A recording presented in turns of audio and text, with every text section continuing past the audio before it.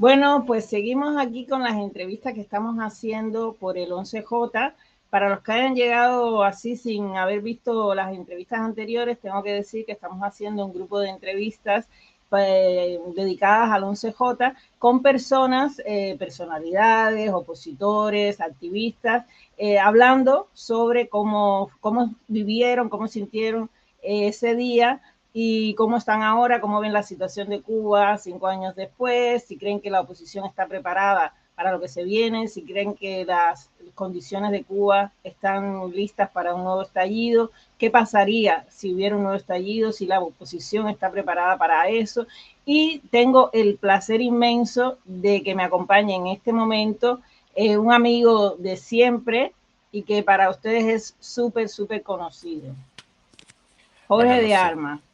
Oye, mira, yo no sé, a mí no me conoce nadie, tampoco te creas tú Yo soy anónimo. Sí, sí, sí, sí. Mira, fíjate si eres anónimo, que yo una cosa que estoy haciendo ahora es, como trabajo mucho con la inteligencia artificial, le he preguntado a mi ChatGPT, que está súper personalizado, él me dice colibrí, me ayuda en mis tareas, en mis estudios, con mi hija, con todo, ¿no? Y yo le he dicho, mira, voy a hacer una entrevista, le he dicho el tema, y le he dicho con Jorge de Armas y necesito que me hagas un resumen sobre él, ¿no? Me hizo uno larguísimo, entonces le dije, no, yo no voy a leer eso, así que hazme algo más corto. Y entonces me dice, mira, esta presentación dura aproximadamente 40 segundos, leída en voz alta. Es ideal para tu entrevista de YouTube. Es lo que me ha dicho mi ChatGPT, que yo le llamo Mistral. Él me dice colibrí y yo le llamo Mistral. Te imaginarás por qué le llamo Mistral. Entonces me dice, presentación de Jorge de Armas. Hoy nos acompaña Jorge de Armas, periodista, escritor y analista político cubano. Nacido en La Habana en 1967, es licenciado en Historia del Arte y desarrolló parte de su carrera profesional en Cuba como profesor universitario y editor de publicaciones culturales. Desde su salida de la isla en el año 2000, ha residido en España y posteriormente en Estados Unidos, donde actualmente vive en Miami. A lo largo de estos años se ha consolidado como una de las voces más reconocidas en el análisis de la realidad cubana, colaborando en distintos medios de comunicación y dirigiendo espacios de entrevista y debates sobre política, sociedad y el futuro de Cuba. Su trabajo se centra especialmente en la transición democrática, el papel del exilio y los desafíos que enfrenta la oposición cubana. ¿Algo que agregar o está muy bien mi Mistral? Cuéntame. Eso es la seguridad del Estado. Eso es la seguridad del Estado porque... Pero tú dices que no eres conocido, pero fíjate, y además aquí me ponen las fuentes, porque tú sabes que cuando te hacen un resumen te ponen debajo las fuentes, y las fuentes son múltiples y diversas. Así que eso que tú dices que a ti no te conoce nadie, aquí no pasa. Dime si a ti te parece que esta presentación está bien o si tú quieres agregar algo No, no, más. no, no, no, no, no, no, ahí está, bueno, nada, ya, ahí está, más nada. ¿Qué estás haciendo ahora, Jorge? No, lo mismo, sigo siendo, soy el editor audiovisual de Hipermedia Magazine, mis entrevistas.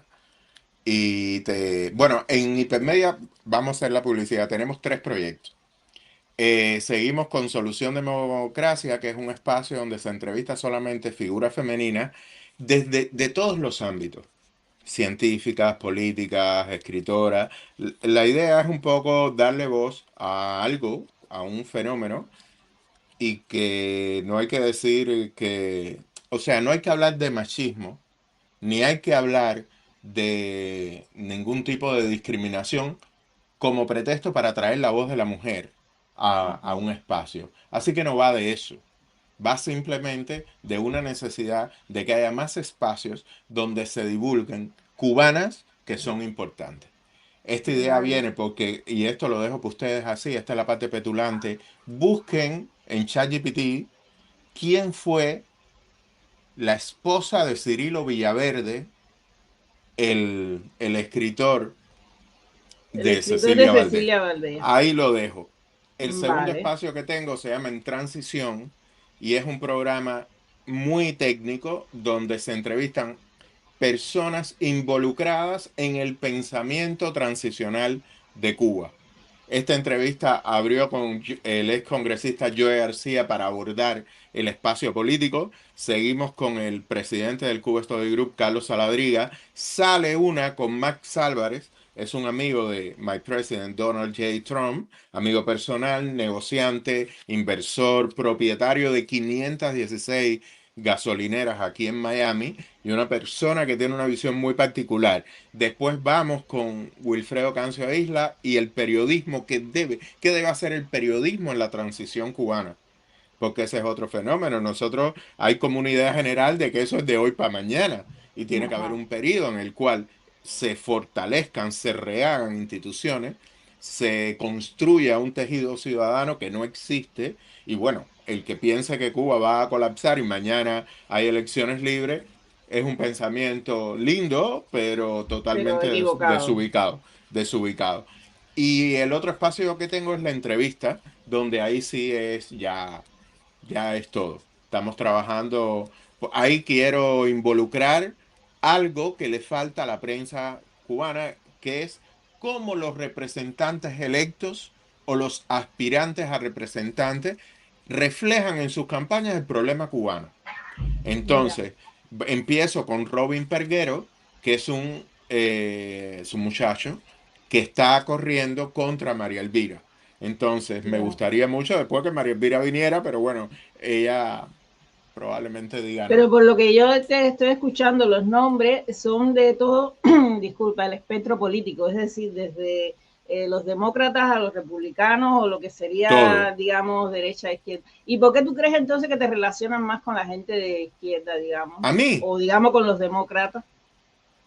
Bueno, la para nada. campaña que te hacen en redes. A ver, a ver, a ver, a ver, a ver, a ver. El exilio, y sobre todo una parte del exilio que es muy gritón, es muy Ya, gritón. Y nosotros nos gusta el brete. Hay ese exilio que me dijo a mí comunista en este pueblo, ese exilio era cero diálogo. Pero ahora habla Marco Rubio con el cangrejo y qué bien hay que hablar. ya, Entonces yo vengo de un espacio, yo no soy una persona de izquierda, yo soy una persona liberal, en el sentido libertario de la palabra. Yo no, yo a mí realmente creo que tiene que haber una redistribución de la riqueza de una manera proporcional, pero también muy ajustado a la capacidad que tenga el país de dar. y a la Entonces, capacidad como, que tenga la persona de aportar también. exacto, por supuesto, pero más allá, fíjate qué bien, qué bien. El tema tiene que ver que cualquier posición que temporalmente no se ajuste, no se adecue, no se dé, no resbale hacia donde está el mainstream, donde está la opinión general, hacia donde va la conga, se considera automáticamente disidente y disentir de esa ola es ser comunista. Vamos, Ya, tú puedes ser miembro del partido nazi, pero es comunista. ya. Pero realmente hay que empezar a vivir, y eso quizás no tenga que ver con el tono del programa tuyo, pero hay que empezar a vivir sin la opinión de los demás. Ajá. Hay que empezar a uno darse cuenta que precisamente es el castrismo el que nos ha llevado a pensar más en lo que dicen que en lo que realmente uno piensa. Todas esas son posiciones derivadas del castrismo y son parte de una praxis, de una práctica que tiene el castrismo para dividirnos. Hoy, hoy, hoy, yo creo positivamente que hoy el castrismo, a pesar de todo lo que se está logrando, porque creo que la política de presión en 67 años ha sido la más efectiva para que el gobierno tenga que cambiar, porque que me diga a mí que esas 167 medidas, 76, lo que sea, medidas, son el resultado del pensamiento positivo hacia la búsqueda del hombre nuevo. No, señores, son resultados de una conversación en la cual se ha ejercido una presión determinada y el gobierno ha hecho 176 medidas que son las Para aparentar, yo creo, ¿no? que son las que son, esas son las medidas de cambio que convierten. La gente no la está calculando desde el punto de vista, y yo entiendo por qué, porque el escepticismo sobre Cuba es brutal, porque ellos saben mucho ganar tiempo, pero si uno analiza las medidas fríamente, son las que son medidas que desmantelan el proyecto socialista cubano. Y son medidas que la podemos ver desde el lado económico, porque son medidas económicas, pero tienen una raíz absolutamente política. Ahora, ¿qué va a pasar?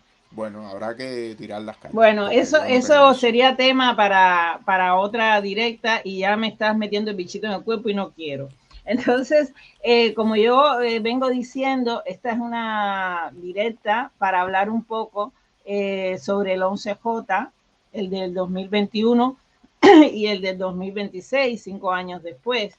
Yo estuve buscando vídeos para ejemplificar un poco la situación actual de Cuba para basarme después en la pregunta de que si están las condiciones dadas. Pero yo creo que no vale la pena poner vídeo porque casi todo el mundo sabe cuál es la situación actual de Cuba.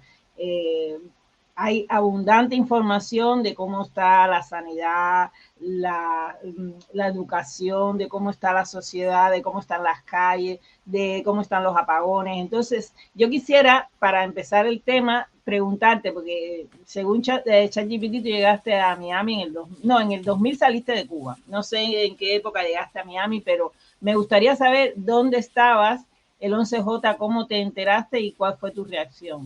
Muchacha, muchacha, el 11J te lo voy a Sí, contar sí, porque tiene su cuéntamelo. miga, tiene su miga. El 11J yo salgo por la mañana, fue un domingo.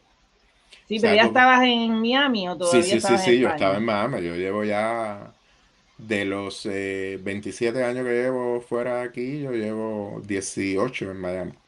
Ya. Entonces yo voy, salgo a manejar. Estoy por la calle, me llama una amiga que en aquel momento era editora de Cibercuba y me dice, Jorge, tengo que trabajar mediodía porque faltó alguien allá en España, ven para la casa y después nos vamos a tomar una cerveza. Y yo le digo, a mí tú me hablas de ese tipo de cosas y yo doblé, fui para ahí, para... Estábamos en Miami Beach, vivíamos en aquel tiempo los dos en Miami Beach. Entonces subo para allá arriba, ella estaba ahí haciendo sus notas y dice, ay, espérate, que hay una gente ahí que salió a gritar en San Antonio. Pero es un momento nada más, muchacho, eso ahí yo termino la nota y después nos vamos a tomar la cerveza. Estaba ella escribiendo su nota y dice, ahora otra gente allá en Oriente, déjame ver, porque a lo mejor esto no es verdad, déjame comprobar. Y bueno, fue así. No Empezó a nos llegar tomamos la cerveza. información. No nos tomamos la cerveza, nos quedamos escuchando, empezó a llegar la información y empezó a crecer la esperanza. Uno empezó a llamar a gente, empezaron a llegarte mensajes, empezaron a llegarte vídeos, empezaron a llegarte una emoción nueva, absolutamente nueva, y en la medida que fue avanzando el día, que se veían las manifestaciones, que por primera vez se escuchaba el grito de libertad con esa claridad, fue un día, fue un momentum en el cual evidentemente era plena pandemia, estaba Cuba en su peor crisis sin absolutamente nada para darle a los enfermos. Y realmente fue, ya te digo, para mí el 11 de J, ese fue un momento de esperanza, una cápsula de esperanza. Pero creo que la parte emotiva no es tan importante como lo que representó realmente en el espacio del pensamiento cubano. El 11J fue, me ibas a decir algo. No, no, no, no, no, te iba a decir que para mí también fue un momento, pero no, no te quiero interrumpir, dime. No, bueno, después lo podemos seguir comentándolo. El 11J significó muchas pequeñas cosas por separado que unidas se, pueden constituir uno de los hechos de los cuales la historia tenga que hablar, porque significó un parteaguas, fue un antes y un después. Sobre todo un antes y un después, no tanto para Cuba, y fíjense, no tanto para la gente en Cuba, como para los emigrados, como para los exiliados. Levantó el ánimo de muchos que habían renunciado a pensar en Cuba como una posibilidad de libertad, muchos que estaban en ese medio del cual hablábamos al principio se decantaron contra la dictadura y también devolvió a la emigración cubana, a una buena parte de la emigración cubana, el sueño de regresar a Cuba. te digo, en Cuba Mira, no, dime. yo, yo recuerdo que para mí, a mí, bueno, como te podrás imaginar, me cogió un poco retrasado por la diferencia de hora, ¿no? Y Espérate, recuerdo espérate, pasó al mismo momento, o sí, sea, no, pero no. que para mí ya era la noche. Ah, Para sí, mí ya sí. era, ya eran ya las 6 de la tarde y pico, ya, yo recuerdo que me estaba preparando para ir a trabajar, con lo cual ya yo no estaba ni sentada en redes, ni no. Y yo tengo que decir que emocionalmente para mí fue duro, porque yo siempre pensé que el día que el pueblo cubano dijera basta, el gobierno lo iba a entender, que la dictadura lo iba a asumir y o iba a cambiar o iba a entregar. Entonces el hecho de, yo recuerdo, bueno, en aquel momento estaba en el grupo este de Cuba es mi patria, que había mucha gente que tiraba más a la izquierda, yo siempre me considero más de centro, como decíamos, ¿no? Me gustan cosas de las dos ideologías, y yo recuerdo que yo exploté, porque yo decía que le están dando golpe a la gente, es que a mí eso no me cabía en la cabeza, ¿entiendes? Justamente, A mí eso no me justamente, cabía en la cabeza. Tamara, justamente esa es la segunda enseñanza. Te dije que había dos. Y es que le quitó el velo a aquellos que pensaban que solo daban golpes en Chile con la dictadura de Pinochet. Eso fue súper importante. Se vio al cubano pegándolo al cubano, pero lo que es más importante, se vio al presidente de ese país llamar al cubano a que se peleara con el propio cubano. La Sí, a orden casi de incitar una combate guerra civil está dada. está dada. Y esos son los dos grandes momentos. ¿Fue una decepción ese momento? Yo creo que sí. Pa- Fue sobre todo una gran decepción, digo, más decepción para el exilio y la inmigración que para el propio cubano. En ese grupo, ese espacio de rebelión se politiza ante la represión, porque en un momento eran apagones, falta de agua, encerramiento, hambre, hambre, hambre. El estallido Y y, muertes, porque y había, muerte. una de las cosas que impulsó yo creo más a la gente fue la cantidad de muertes a raíz del COVID, ¿no? Y ver Exacto, que exacto. tenías a los muertos en casa o que no tenías bueno, yo tuve un familiar que estuvo 12 horas en casa esperando y que resolvió porque había sido en su momento del Ministerio del Deporte y llamaron a contactos y no sé qué, pero 12 horas tener un cadáver en casa con los calores de agosto, eh, Exacto, exacto. era complicado, No, era complicado. Yo, a ver, tú has tocado un tema de que es cómo el exilio se reconectó, ¿no? Y yo creo que por el exilio, bueno, es mi manera de ver, yo siempre estuve, bueno, también que no vivo en una gran ciudad, entonces siempre estuve un poco apartada de lo que es el exilio, ¿no? Y es verdad que el exilio, al estar desconectado, no estaba preparado para ese momentum, ¿no? Y yo siempre pensé que una vez pasado, el exilio se empezaría a preparar para el próximo momento, ¿no? Y ahora las condiciones están incluso peor que hace 5 años, eso lo reconoce todo el mundo. Y sin embargo, yo sigo pensando que el exilio sigue sin estar preparado, o la oposición, por llamarlo de alguna manera, sigue sin estar preparada para si llega un nuevo 11J. ¿Tú qué crees de eso? a ver,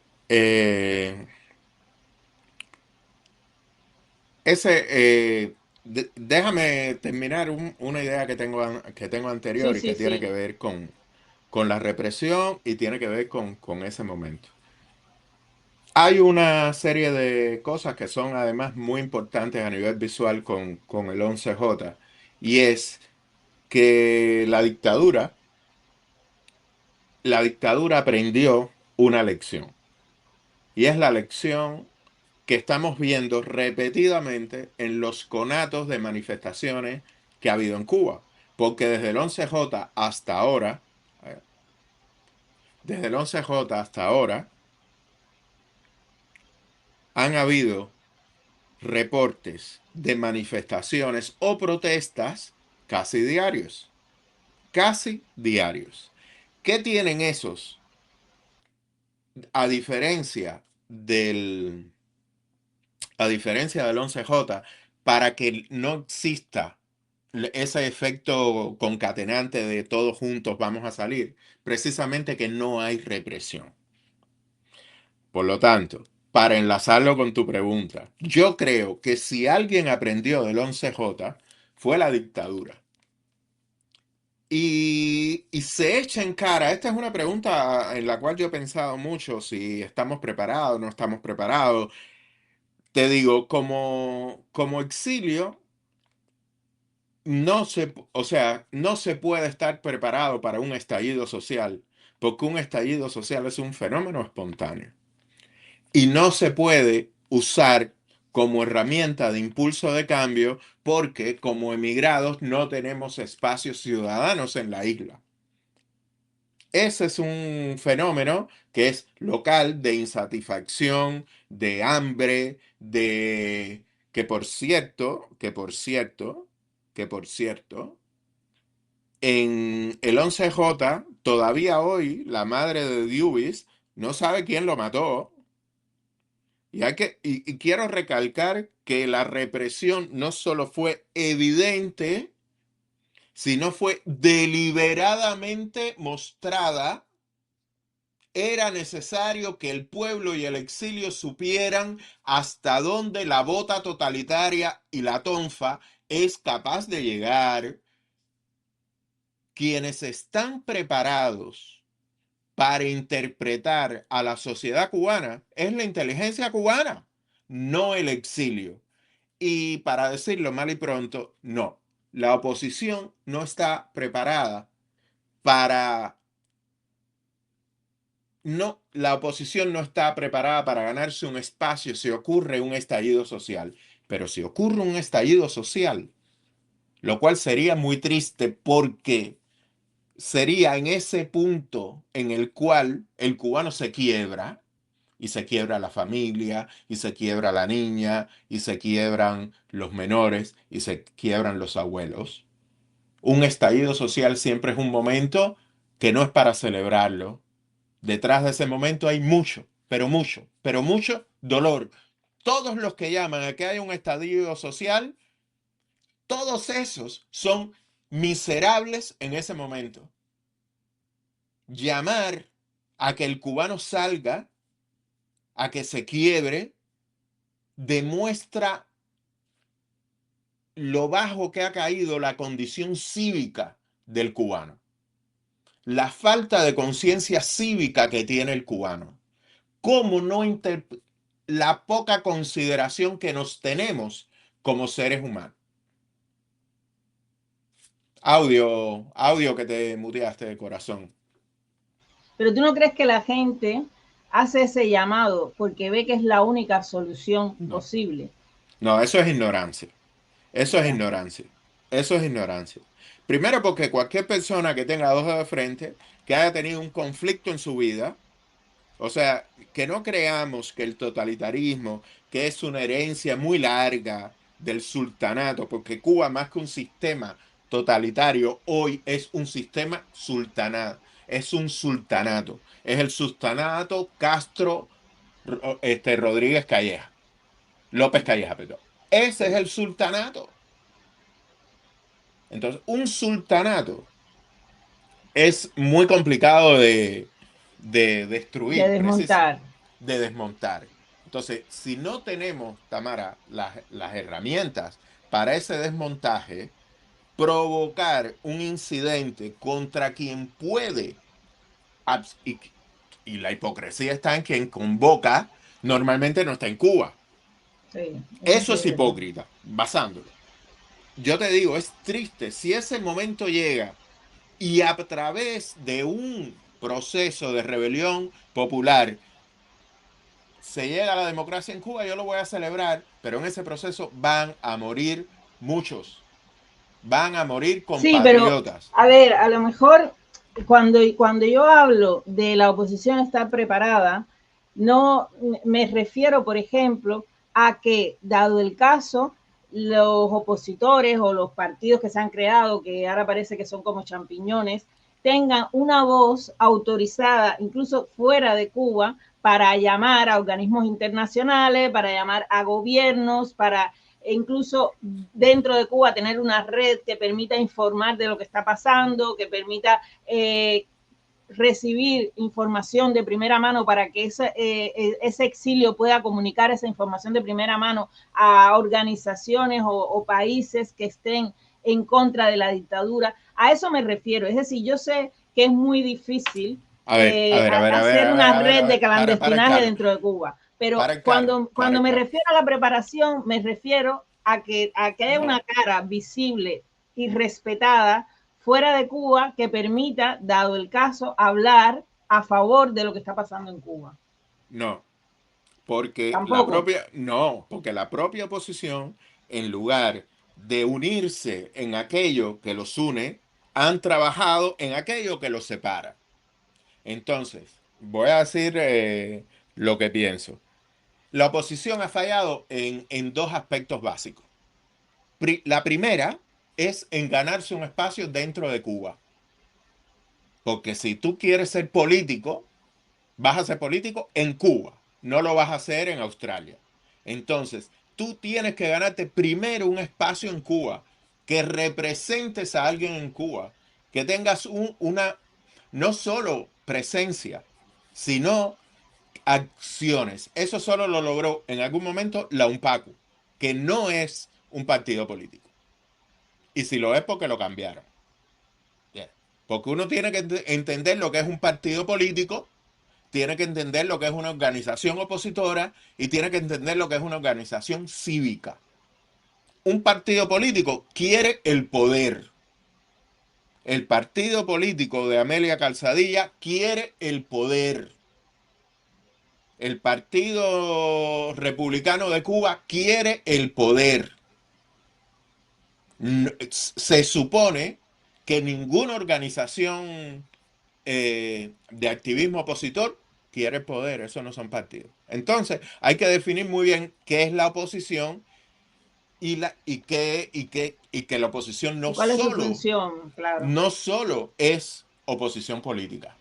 Ahora bien, el segundo gran problema que tiene la oposición es que no ofrece nada, simplemente habla del cambio. No me ofreces un programa en el cual yo pueda saber cuál es tu programa económico, cómo tú vas a consolidar las instituciones, cómo tú vas a trabajar el tejido social, cuál es tu proyecto de reconstrucción nacional, cuál es tu proyecto jurídico, cómo vamos a castigar a los criminales que han reprimido al pueblo cubano, cómo vamos a distinguir entre un teniente coronel militar que ha sido toda su vida chofer y no le ha pegado un GT a nadie de un asesino.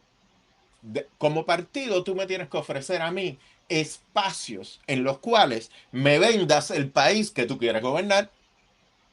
Y si no lo eres, no existes. Para mí, al menos, no existe. Porque se habla mucho de cambio y se habla mucho de presidenciables.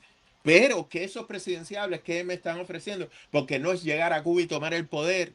Porque para eso está el Cangrejo. Y el Cangrejo sabe más que todos ellos de cómo funciona Cuba. Porque Cuba sigue siendo un país. No existe Tamara, no existe audiencia, no existen partidos políticos, no existe ningún proceso transicional que no se haya apoyado en las instituciones existentes. Tú puedes Sí. mandar a todos ellos para afuera, pero el Ministerio de Trabajo tiene tecnócratas que saben cómo funciona Cuba. El Ministerio de Economía, tres cuartos de lo mismo. El Ministerio de Salud es el que controla los centros de salud. ¿Quién va a llegar a manejar las guaguas? Los de Hialeah.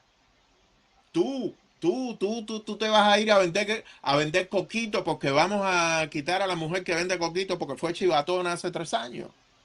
Entonces, Cuba es un espacio muy complejo y ningún partido político, ninguno, está hablando de lo que tiene que hablar ante la inminente transición.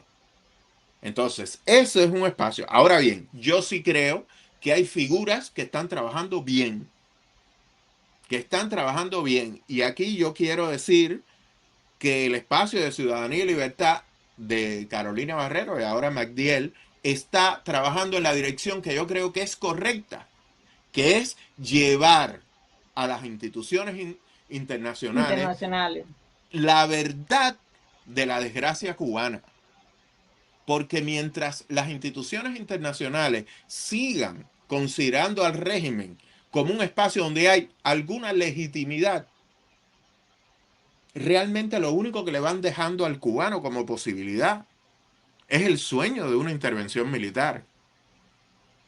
Entonces, no, la oposición no está preparada ni siquiera para comandar el trabajo del exilio.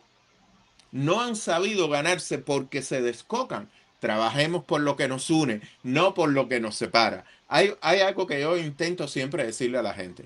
¿Qué queremos? La libertad de Cuba. ¿Y qué más? Un poquito más, ¿no? Queremos democracia y justicia. Fíjate, tres cosas. En estas tres cosas estoy seguro que todos estamos de acuerdo.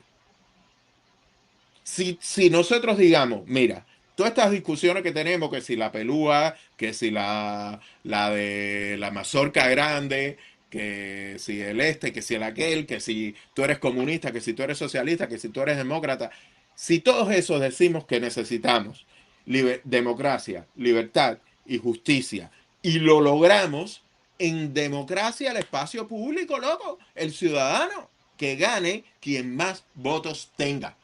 Pero tú no puedes poner la carreta delante de los bueyes. Y eso es lo que pasa en el espacio. Con respecto al 11J, me parecería muy triste que hubiese un estallido social, porque como tú bien dijiste al principio, y no lo deseo, las condiciones hoy son mucho peores que hace 5 años. Son mucho peores que hace 5 años. Y la represión también será mucho peor. Sí. Porque esa es una relación directamente proporcional. A más pobreza, más represión, porque más pobreza significa más amargor, más rencor, más odio entre nosotros mismos. No, y yo Entre te digo, nosotros mismos. yo te digo una cosa que me preocupa, no estando en Cuba, pero ¿quién es que esté fuera de Cuba no tiene a alguien dentro de Cuba? Y el otro día estaba teniendo yo una conversación precisamente a raíz de esto, ¿no? Y esa persona que es opositor, vive dentro de Cuba, me comentaba que si se diera un estallido iba a ser realmente sangriento, porque la gente, como mismo tú dices que la dictadura ha aprendido, la gente también. Y la gente sabe ya que la dictadura no solo va a dar golpe, va a tirar tiro, porque fue lo que hizo, ¿no? Y bueno, y me comentaba ya a manera de chascarrillo, ¿no? Me decía, fíjate que ahora hay una conga, no sé si has oído la conga, pincha lo que yo te subo la java, Sí. que parece una tontería, un poco más de humor cubano, pero que lleva en sí el mensaje de que no te dejes dar, no te dejes dar y si vas a salir, vete preparado, ¿entiendes? Que no te pase lo que pasó la otra vez. Yo creo que aunque están las condiciones, es más terrible. También me comentaban que ahora, por ejemplo, los cacerolazos o cuando la gente hace incendios en la calle y todo eso, que es lo que un poco se está poniendo de moda, sin que ponerse de moda reste la importancia de lo que la gente está haciendo, llega la policía y no hace nada. Entonces me han comentado que ahora existen unos camiones, que me dijeron el nombre, pero ahora se me olvidó, el tanque o algo así le dicen, que viene con unas cámaras arriba.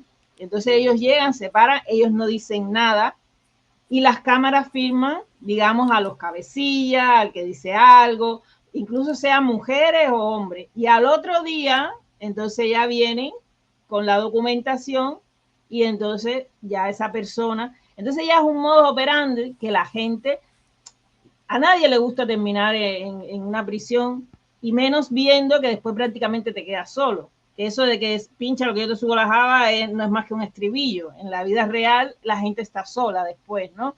Entonces yo creo que debido a eso, aunque estén las condiciones, no va a suceder nada, por más que haya calor, por más que hayan apagones. Eh, y la otra parte de la historia es que el hecho de lo que pasó en Venezuela, digamos que ha hecho que todo el mundo está esperando que lo mismo pase en Cuba, es decir, que la solución venga del exterior. Y desgraciadamente, lo que se está viendo en los últimos tiempos, y sobre todo después del terremoto y todo esto, de cómo la administración Trump ha decidido pues una especie de vamos a quedarnos tranquilos con los que tienen el poder, que por lo menos controlan, lleva a que cada vez más se pierda la esperanza de que esa sea la solución para Cuba. Es terrible, es terrible.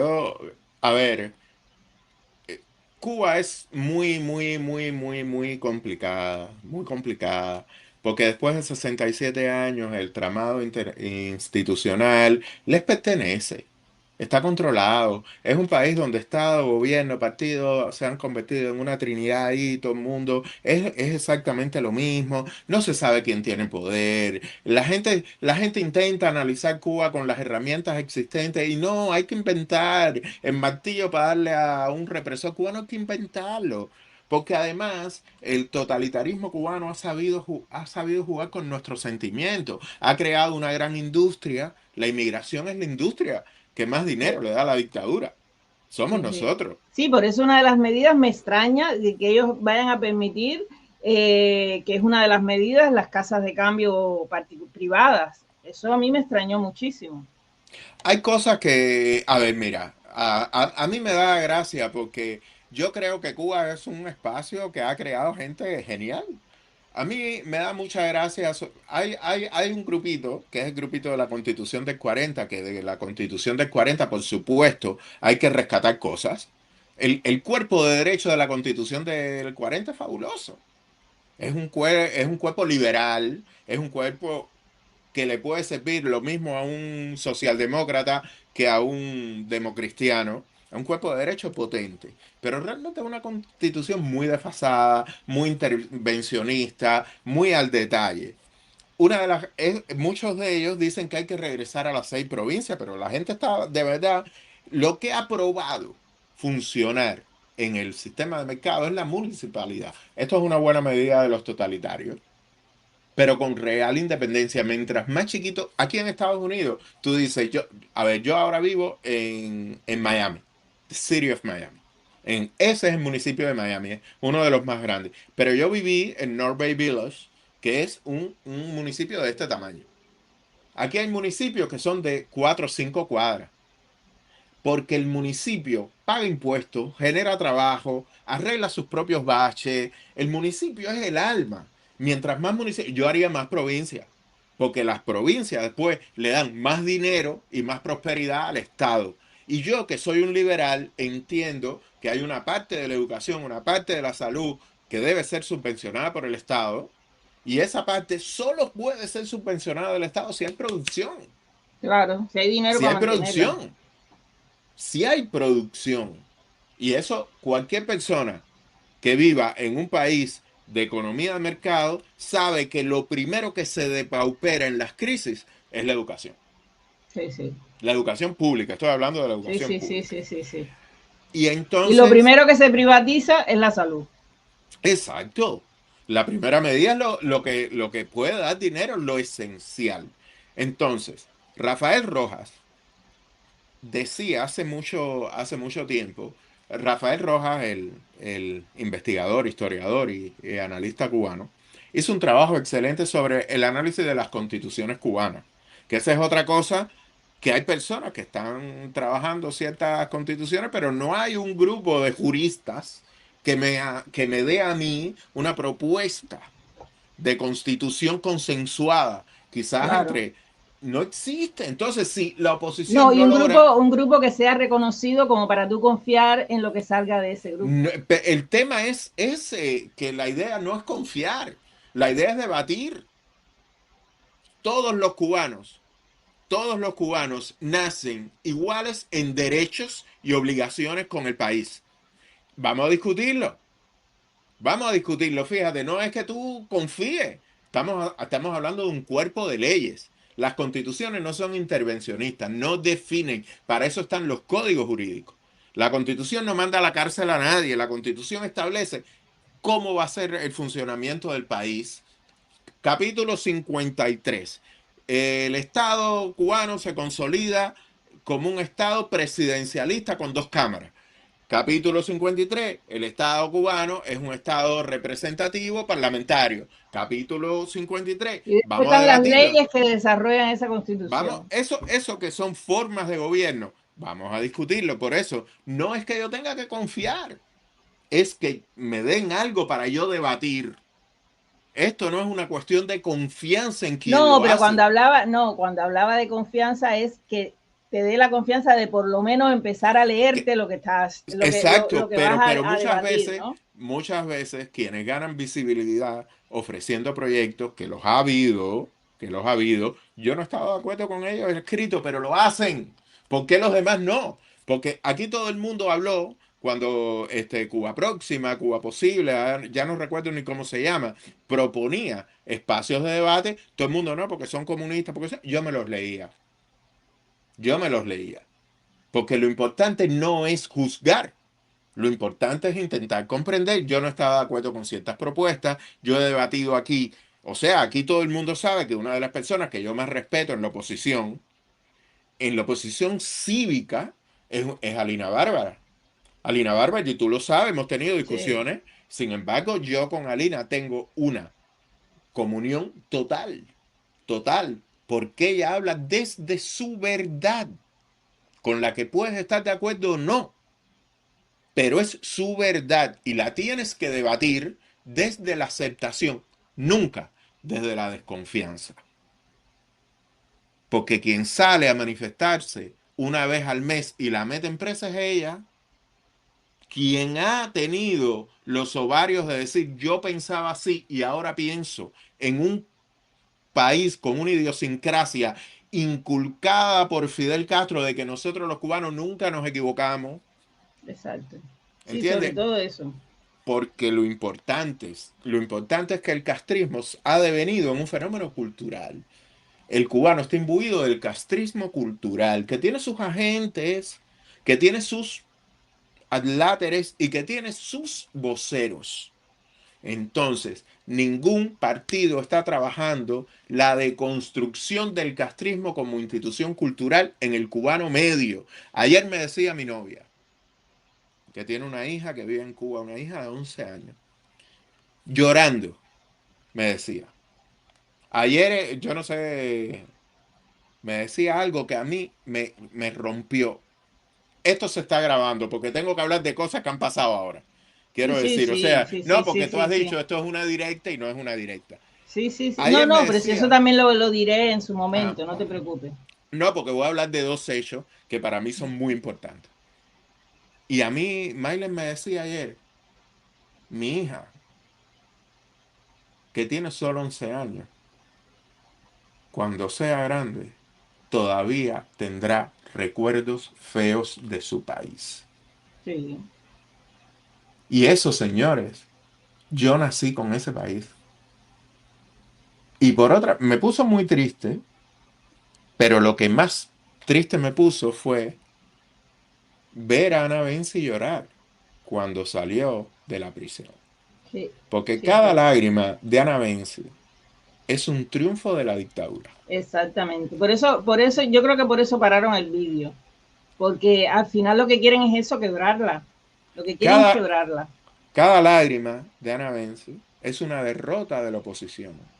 Cada lágrima de Ana Benzi nos aleja de la libertad y la democracia. Y si no resolvemos eso,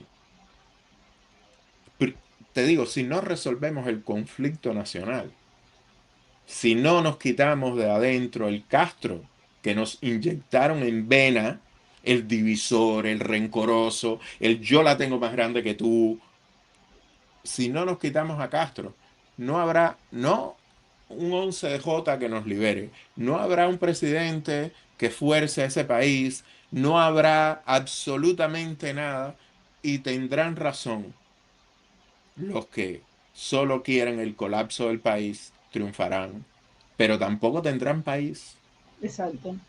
Sí, sí, será una tierra arrasada. Yo, absolutamente.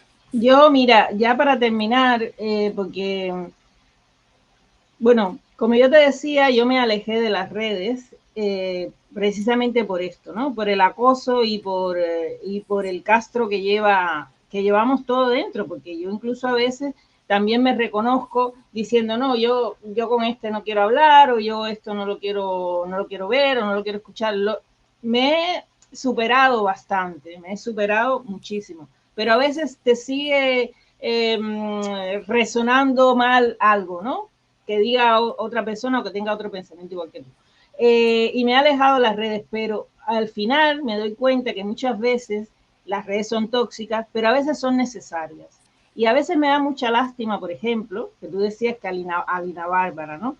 Me da lástima que Alina Bárbara haga su caminata mensual, los 18, que termine presa y todo esto, y que la información que ella da, lo que ella escribe, tenga tan poca repercusión, tan pocos seguidores, tan pocos compartidos, y después entonces te encuentras un chisme de que si fulana le dijo a Mengana que no sé qué, y entonces tenga 5.000, 10.000, 15.000, 180.000 vistas y no sé cuántas repeticiones, ¿no? Entonces, al final, tú que te mueves en ese medio, y ya un poco para terminar, ¿cómo tú crees que deberíamos enfrentar este 15J a través de las redes?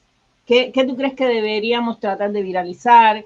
¿Qué tú crees que sería importante o cómo tú crees que sería importante que los opositores se expresaran en las redes para un poco, porque tú estabas hablando incluso de la diferencia entre partidos y asociaciones? No solo nos han inculcado a un Fidel, sino nos han extirpado el ser un ser cívico, un ser social, ¿entiendes? Entonces, a veces, y la muestra es precisamente esto, que le damos más importancia a cosas banales y totalmente triviales que a cosas importantes, mientras al mismo tiempo pedimos la libertad. Porque si tú estás pidiendo la libertad, estás pidiendo un mejor país, lo primero que tienes que saber es cuáles son las características que tiene, que, tiene que tener ese mejor país, ¿no? Entonces, ¿cómo tú crees que deberíamos manejar las redes sociales desde la oposición y cuáles serían los temas que deberíamos poner a la orden del día desde la oposición? A ver, esa pregunta es súper complicada porque, a ver, yo aquí estoy tengo sesgo porque yo vengo del espacio intelectual. Con todo lo que yo lo critico, porque creo que los intelectuales han jugado un papel mediocre en toda la historia de Cuba, toda la historia de Cuba. Pero yo creo que el castrismo cultural solo se puede vencer con una cultura de lo que es la ciudadanía. El castrismo tiene muchos logros. A ver, señores, que nadie se equivoque. Esta batalla, esta batalla la ha ganado el castrismo. No, no, pero de calle, de calle. Vamos, esto es de calle. El castrismo la ha ganado y ha logrado dividirnos. Lo primero es consolidar algún tipo de proyecto. Mira, lo primero es consolidar algún tipo de proyecto común. Lo segundo es una propuesta de país. No es cambiarlo, es propónganme un país. ¿Qué Cuba estamos construyendo? ¿Qué Cuba va a construir? El Partido Ortodoxo Clásico de Cuba. ¿Qué país va a construir? El Partido Republicano de Cuba. ¿Qué partido propone el directorio cubano? Pero ya te Ese los has tipo. leído. Lo poco que proponen ya te lo has Yo me los leído. he leído, pero ahí no hay una propuesta de país. Vale. Ahí hay un grupo de anhelos. Los anhelos yo los tengo igual. Yo los puedo escribir. Yo necesito saber cómo va a ser la reestructuración, cómo vamos a abordar el espacio de transición, qué hay que hacer, porque no es llegar a un país a administrar. Un político, lo digo muchachitos, un político Sí. es un administrador de bodega desde una ideología. Este bodeguero vende más leche condensada porque es más dulce, este es más áspero y vende leche evaporada. Pero es un administrador de recursos.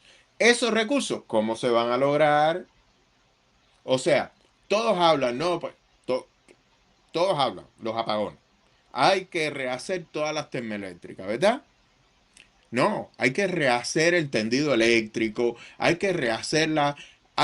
Cuba tiene Hay que buscar ADSL. inversión para eso. Sí, Cuba tiene ADSL, no tiene ni cable óptico y muchísimo menos fibra óptica. Y María Elvira quiere mandarle los satélites de Elon Musk, porque aquí la locura viene por todas partes. Pero te digo, el salto cualitativo es de línea telefónica, que es ADSL, a fibra óptica. Cuba no tiene canales reales para tener una conexión acorde con el mundo contemporáneo. Coño, que yo tengo 100 megas aquí. Y para que funcione el mundo moderno, tienes que tener esas velocidades. Hay computadoras que no funcionan si no tienen esa velocidad.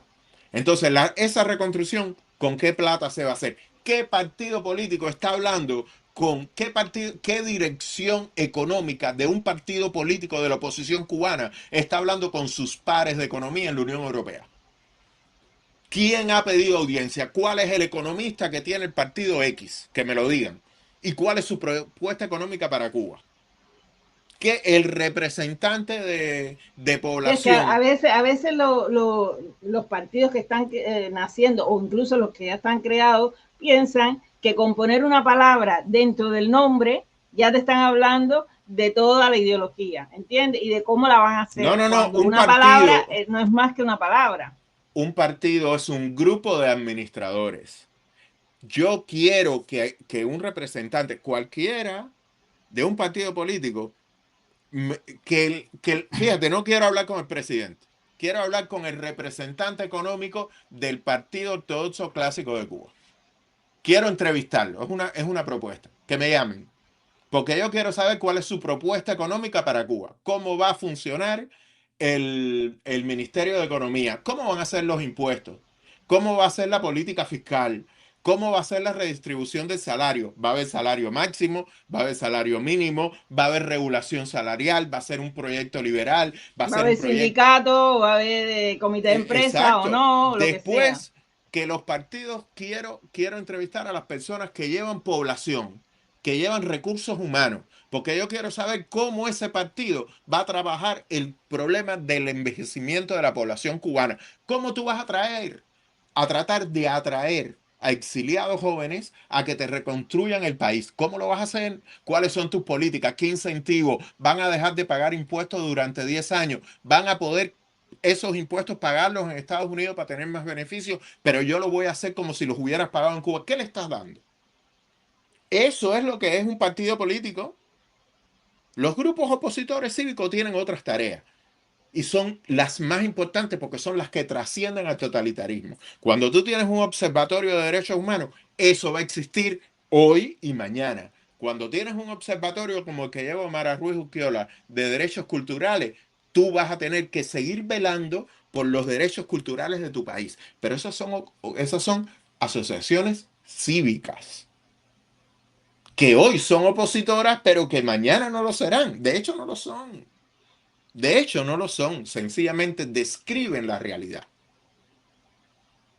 Entonces, ese es el tema. El tema está en que no existe dentro de la oposición política un proyecto de país. Y esa es la ventaja, y no lo digo por joder a los opositores, todo lo contrario, lo digo para que entiendan que ese es el espacio de ventaja que le están dando al totalitarismo y al castrismo cultural, porque no se crean que el castrismo no penetra universidades, no se crean que el castrismo no crea sus propios grupos opositores, no se crean que el castrismo no introduce agentes del castrismo cultural para modificar discursos a favor de ellos. Entonces, si ustedes no son capaces de entender que la dinámica tiene que cambiar, si ustedes no son capaces de entender que lo importante no es el nombre del partido, sino el proyecto que proponen, y si ustedes no acaban de entender que si no venden un proyecto país con representación en la isla, porque lo que ustedes necesitan es que las anabenses del futuro digan, yo estoy con este partido. Eso es lo que ustedes necesitan y no lo hacen. Por lo Ya, tanto, mi posición no es pesimista del todo, pero tampoco es esperanzada. vale. No, al final te has ido por otra cosa diferente a lo que te pregunté, pero incluso más interesante que lo que yo te había preguntado. Entonces, mira, me alegro, me encanta que con el pretexto del 11J hayas dado toda esta disertación y todas estas recomendaciones, porque al final ojalá lo vean como tal, ¿no? Porque habrá quien diga ahora, no, porque esto está criticando, no sé qué, y sin embargo yo lo que veo son consejos de parte de una persona que, digamos, no ve el problema de frente, sino desde arriba, y a veces eso es importante. Es decir, tener visión larga, tener visión estructurada para decir, haría falta esto, y podrían hacerlo de esta manera, ¿no? Entonces, Jorge, como siempre, un placer. Muchísimas gracias por haber acudido a mi llamada y te lo juro que cuando Agustín me dijo que le contribuyera a esta jornada, yo de verdad que tenía ganas, pero al mismo tiempo no quería hacerlo, porque sabía que se me iba a entrar el bichito del cuerpo y tú tienes una manera muy sutil de De hacerlo meter el entrar, ¿no? bichito, Sí. siempre me lo han dicho. Entonces, mira, muchísimas gracias No, no, y no. bueno, a ver si nos vemos en otro momento. Esta directa va a salir por Facebook, pero también va a salir por mi canal y por supuesto que te la voy a pasar. Va a ir sin cortes porque no me gusta que la gente después vea algún corte y se pueda pensar que hay cierta manipulación, así que lo que has dicho es lo que va a salir. Y te lo mandaré, bueno, pues si lo quieres compartir, porque tú sabes perfectamente lo que has dicho, ¿no? Muchísimas gracias No, y chica, no, gracias a ti. ojalá, ¿quieres decir algo antes de terminar? No, realmente creo que lo he dicho todo. Quiero reafirmar eso, señores. Eh, ¿Quieres decir que hemos perdido 5 años, no? no, realmente no. Hay mucha conciencia, hay una nueva conciencia, hay una nueva relación entre el pueblo y el poder. Sí, Eh, es a- verdad. y esa nueva relación es muy importante. Y cada vez que tú ves a alguien como, a ver, voy a decir algo también de un espacio privilegiado, las familias cubanas, cuando digo privilegiados de información, porque la Sí, tengo, las familias cubanas sufren mucho, sobre todo la familia de los opositores. sí, Y esas familias constantemente le están pidiendo a esos niños, porque cada vez los opositores son más jóvenes, sí, también es verdad. le están pidiendo a esos niños que paren, y no paran, y no paran, y lloran, pero no paran. Y y eso, ojalá retire la palabra, y eso me da esperanza de que algo todavía bueno existe en Cuba. Sí, y va creciendo, poquito a poco. Lo único que, ¿sabes qué pasa con esto? Yo estoy de acuerdo contigo y a veces me sorprendo de la juventud, ¿no? De la juventud que tienen los nuevos opositores. Pero eso, la única tristeza que me da es lo largo que será la espera. Y uno siempre quiere el resultado para ayer, sobre todo los que estamos fuera, los que añoramos algunas cosas, porque la realidad es que cuando vas a Cuba ya a veces no te encuentras que añorar, porque todo lo que pensaste ya no está y toda la gente que querías tampoco está allá. Pero sigues sufriendo el dolor que sabes que tienen los que están allí, ¿no? Entonces por eso quieres el cambio, no tanto ya por satisfacción personal ni por decir voy a ir a la playa o aquí y allá, porque sabes que pasará mucho tiempo para eso, pero sí lo haces porque dices que pare ya el sufrimiento de esa gente, ¿no? Entonces siempre lo quieres para ayer. Y el ver la juventud de de los nuevos opositores te dice, bueno, esto para que madure, para que llegue la masa crítica que posibilite el cambio, va a pasar tiempo. Pero bueno, por lo menos Y si está. no, no, sí quiero decir algo, porque lo he tenido presente todo el tiempo, y creo que es bueno para terminar. Aún 5 años después del 11J, los presos políticos siguen presos.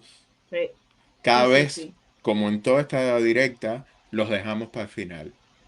sí, es verdad. Y creo, y creo que esa gente está pagando el precio incluso de nuestro fracaso. Sí. Y es muy jodido.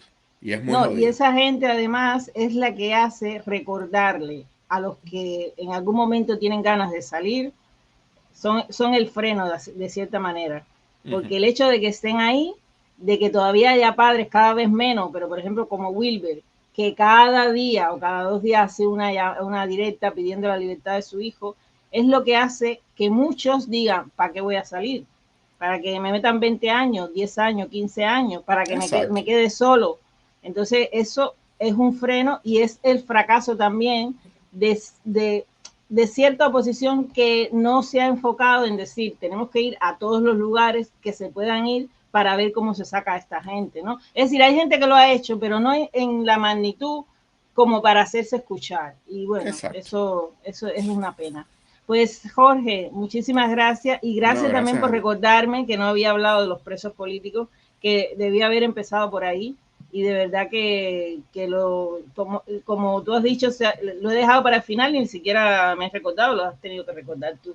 Pero prometo que en las siguientes entrevistas lo recordaremos al principio. Muchísimas gracias también por eso, ¿vale?